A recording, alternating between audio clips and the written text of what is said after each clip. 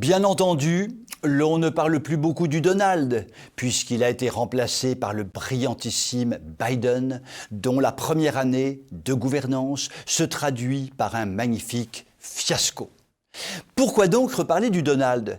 Parce qu'il vient de mettre en route son fameux réseau social, Truth Social, avec Lassan, qui a pour objectif de contourner la censure des fameux GAFA, ces mastodontes dictatoriaux que sont Twitter, Facebook et autres Microsoft, qui se sont permis de censurer le Donald quand il était président des États-Unis.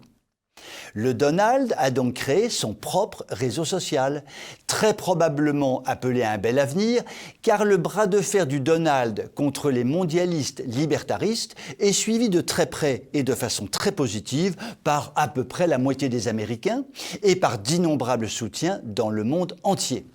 Voilà qui redonne un formidable espoir aux conservateurs et aux souverainistes des nations dites occidentales. Désormais, de grandes fortunes peuvent être utilisées pour créer des outils performants visant à contrer le chaos dictatorial produit par quelques richissimes mondialistes dont le but unique est de déconstruire le monde ancien pour leur plus grand profit financier, off course, comme dit le cheval.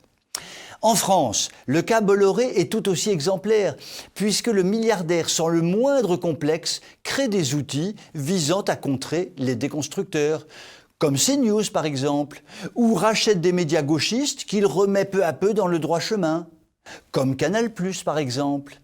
Mais il n'y a pas besoin d'être richissime pour mettre en place des outils de lutte contre la déconstruction du monde.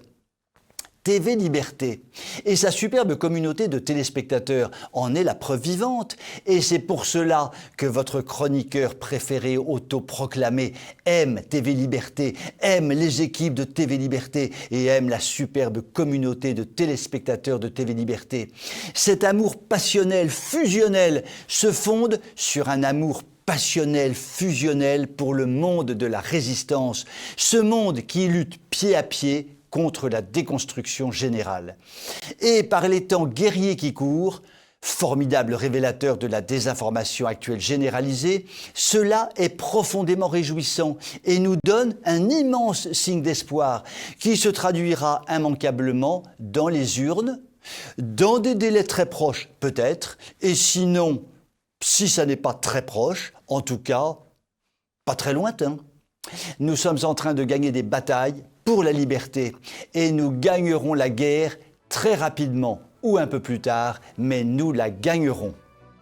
Je vous souhaite une très bonne soirée.